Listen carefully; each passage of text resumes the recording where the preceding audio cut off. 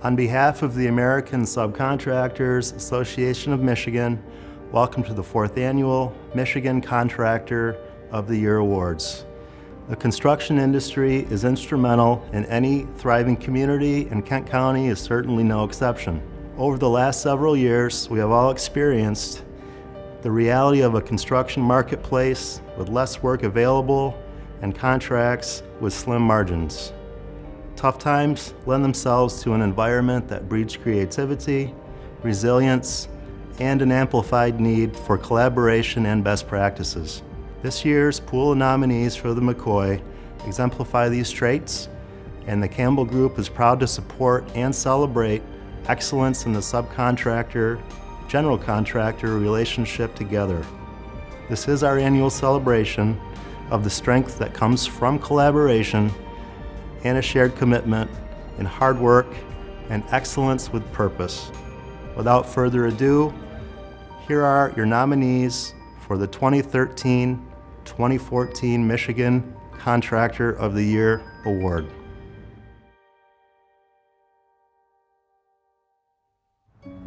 A dark night. It was October, and the leaves were beginning to change colors and fall, the way a structure built by subpar subcontractors might. I was staring out across the ever-changing skyline, thinking about the outstanding men and women who make my remarkable view a reality. When there was a knock at my door, I opened it. Nobody.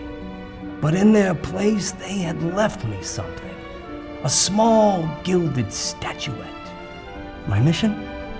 To uncover the meaning behind this mysterious effigy. What could it mean? What power did it bestow? And to whom did it belong? So I grabbed my coat and my hat, I went down onto the street, looking for somebody, anybody who could help me figure it out. People who know a thing or two about exceptional contractors.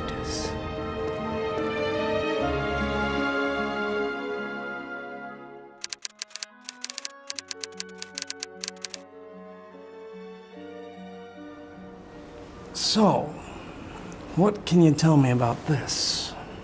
Okay, yes, I've vaguely seen this before, never up close, unfortunately. I think it has something to do with safety or contractors or something of that effect. Anything else you want to add to that? In regards to safety, one of the most important aspects of managing safety is our job site superintendent. We have quarterly workshops with all of our superintendents where we bring them together and talk about safety and quality control and what is working and what isn't working. We see the superintendent as the leader of the safety culture. He's the person that's setting the example, setting the tone, and making sure that everyone is following so that they are safety conscious and accountable to safety. I had a lot to learn.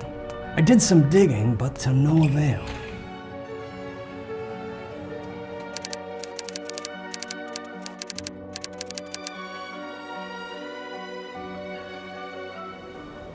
You know, that looks like an award. And, you know, you probably can't get an award like that without great project relations. And that's something that I spend a lot of time on. Project relations, in my mind, means how the atmosphere of the job. How is it always comes down to people executing with dignity and respect, interacting with their subcontractors and executing on a good plan that the subcontractors and suppliers understand, and it is clear with the owner's intentions also. Communication can be, verbal, email, technology, etc. But ultimately it comes down to people working with people and clearly identifying what are we going to do today, what are we going to do tomorrow, how are we going to do it, what's the expectations of the owner, so that everybody can work in harmony and work to the same common goal.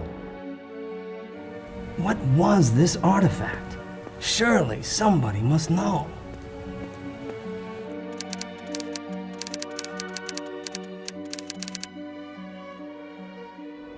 Yeah, I have an idea about this. I believe it has something to do with bid ethics.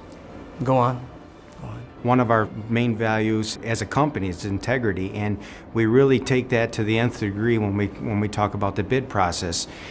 We want it to be fair, and we want to make sure that the golden rule is never breached. We want to make sure that if we're going to go through a bid process, it's not about who you know, it's about fairness. And granted, if somebody wants a contractor on the job site, but they're not low bid, that's unfortunate. We honor that bid process, and we make sure that we do everything to be fair to each and every subcontractor and communicate that to them as well. Again, we've been on the other side of the table. We know what it's like, and to be in their shoes, and all that hard work and effort needs to pay off. And that's something that we really pride ourselves on and continue to hold that standard in our office. I was hungry for more, so I stopped for a snack. Then I paid Tim a visit.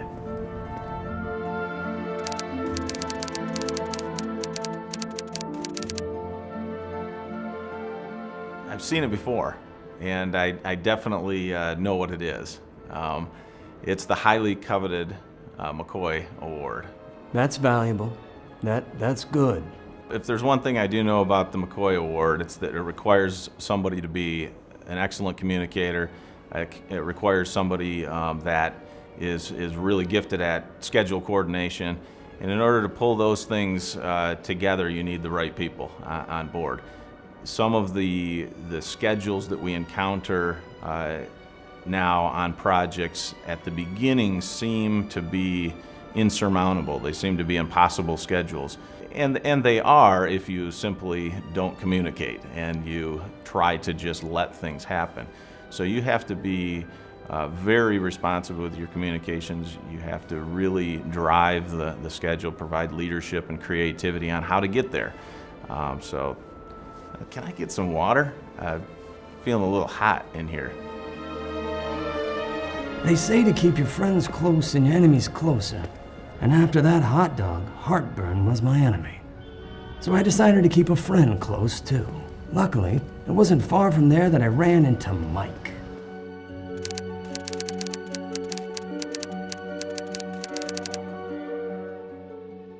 Yeah, I know something about the MCOY Award. It's really about recognizing some really strong workmanship on the behalf of a contractor. Sure.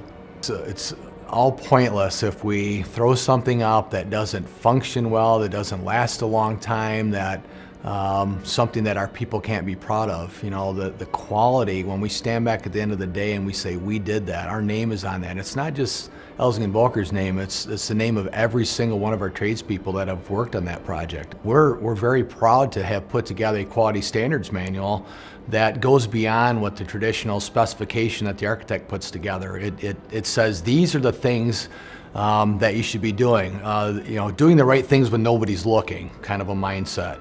So when a contractor is installing a particular detail, if there's not enough direction in the drawings, we try to provide that additional direction so that ultimately we end up with the absolute best final product. So for us to hit the mark, to do it right the first time, in a project that every single person who touched is proud of, really is kind of a driving force behind everything we do every day. Slowly it was all coming together. I was beginning to get an idea of the kind of guy who might hold an artifact like this.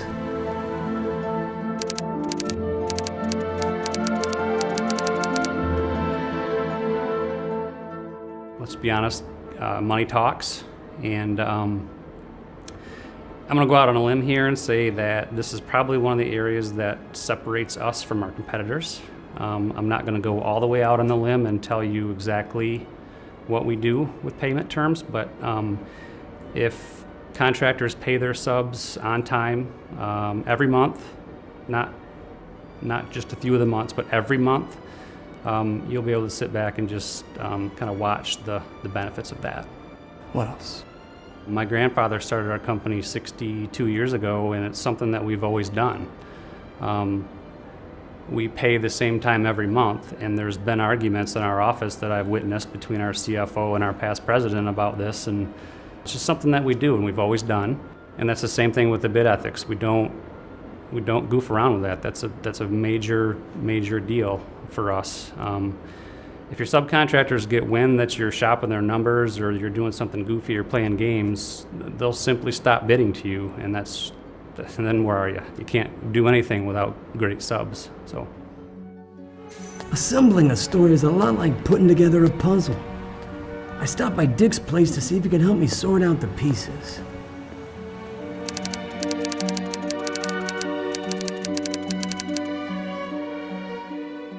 Well, the Contractor of the Year award belongs to Wolverine Building Group. They're a little bit quiet, but they're a giant. They're kind of a quiet giant, and I think they're the company that really has built some of the landmarks in town, but maybe is not as flashy as some of the other general contractors, but is solid and dependable, honest, and builds a quality product.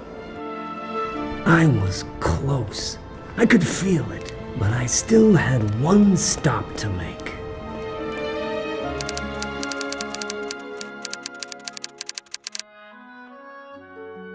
So why don't you wrap this all together for me and give me the bottom line here?